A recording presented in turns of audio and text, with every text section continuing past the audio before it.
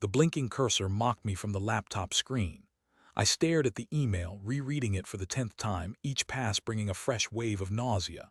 It was addressed to Guinevere, my wife, from someone calling himself Falcon. The subject line, "Tonight." What followed was a litany of promises, desires, and plans that had nothing to do with me, or so I thought. I, Leopold, am a software architect, 46 years old. Guinevere and I had been married for 15 years. We lived in Seattle in a house overlooking Lake Washington. We had a comfortable life, filled with dinner parties, weekend trips to the San Juan Islands, and the quiet contentment of shared history. Or so I thought. Our life wasn't perfect, of course. There had been a lull in the passion department these last few years, a natural consequence, I assumed, of the daily grind. We both worked long hours.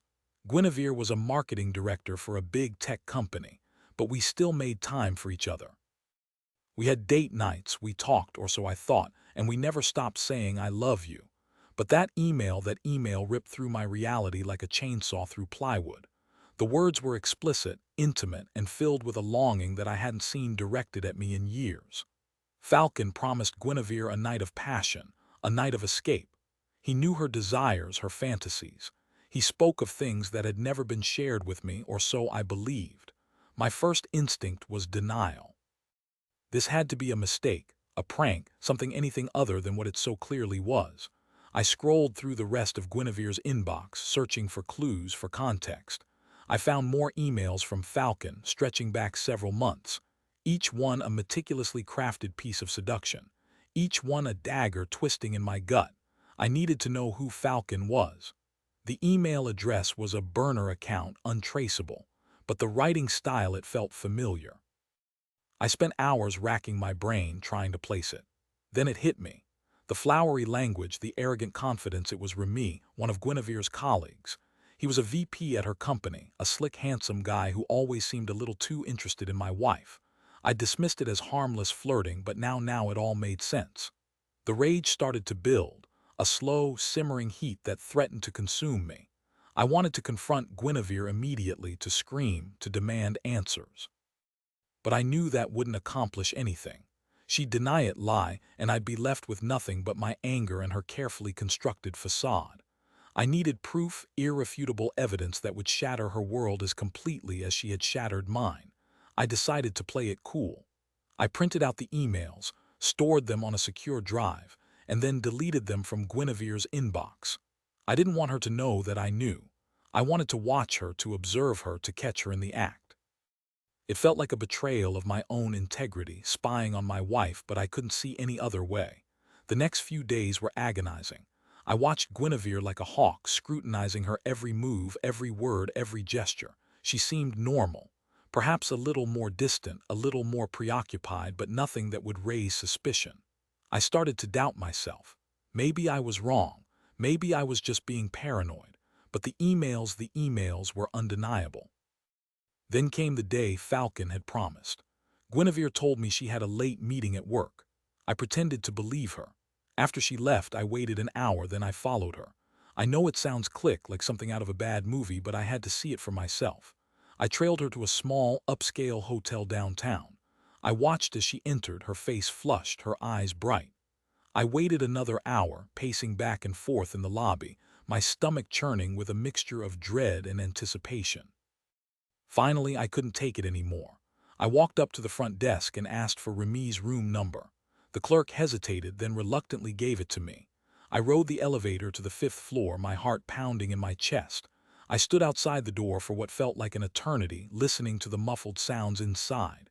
Laughter, whispers, the unmistakable creak of a bed. I wanted to burst in, to confront them, to expose their treachery. But I held back. I needed to be smart, strategic.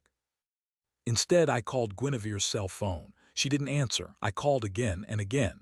Finally, she picked up, her voice breathless. "Leopold, what's wrong?" "Nothing," I said, my voice trembling with suppressed rage. "Just wondering when you'll be home. I'm making your favorite lasagna." There was a long pause. "Oh, Leopold, I forgot to tell you. The meeting is going to run late. I might have to stay overnight." "Really?" I said, my voice dripping with sarcasm. "That's funny because I'm standing outside Remy's hotel room right now. Want to explain that?" The line went dead. I kicked the door open. The scene that greeted me was exactly as I had imagined it. Guinevere and Remy half-naked, caught in the act. Their faces were a mixture of shock, guilt, and fear. Guinevere stammered, reaching for a sheet to cover herself. "Don't," I said, my voice cold and hard. "Just don't." Remy, ever the arrogant one, tried to play it off. "Look, Leopold, this isn't what it looks like." "Oh, really?" "Because it looks exactly like my wife is screwing my wife's boss in a cheap hotel room." "Care to elaborate?" I didn't wait for an answer. I turned and walked out, leaving them to their shame. The next few weeks were a blur of lawyers, paperwork, and recriminations. Guinevere tried to apologize, to explain, to justify her actions. She said she was unhappy, that I wasn't paying enough attention to her, that Remy made her feel alive again. But I wasn't listening. Her words were hollow, meaningless. The trust was gone, shattered beyond repair. The divorce was swift and brutal. I took her for everything I could, not out of malice but out of a sense of justice. She had betrayed me, lied to me, and destroyed our life together. She deserved to pay the price. Remy didn't fare much better. I made sure his affair with Guinevere became public knowledge. His wife left him, his career imploded, and he was ostracized by his colleagues. He lost everything. In the aftermath, I felt empty. The anger had subsided, replaced by a profound sense of loss. 15 years of my life gone. A future I had imagined vanished. I was alone, adrift in a sea of uncertainty. But then something unexpected happened. During the divorce proceedings, I met Remy's wife, Nola. She was a kind, intelligent woman who had been just as blindsided by the affair as I had. We bonded over our shared pain, our shared betrayal. We spent hours talking, sharing stories, offering each other support. And then slowly something beautiful began to blossom. We found solace in each other's company. We discovered shared interests, shared values. We laughed, we cried, we healed. And eventually we fell in love. It wasn't the kind of passionate, all-consuming love I had felt for Guinevere. It was something deeper, more mature, more real. It was the love of two people who had been through hell and had emerged stronger, wiser, and more compassionate. A year later, Nola and I were married. We bought a small house on Bainbridge Island, away from the city, away from the memories. We built a new life together, filled with love, laughter, and mutual respect. Guinevere, on the other hand, spiraled downward. She lost her job, her friends, and her self-respect. She tried to reach out to me, to apologize, to ask for help. But I couldn't forgive her. I couldn't forget what she had done. I heard through the grapevine that she had been diagnosed with a serious illness.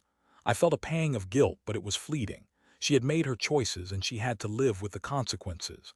I learned that Remy was preying on vulnerable women and that he was running some sort of scam. I was able to bring him to justice, and he was sentenced to several years in prison.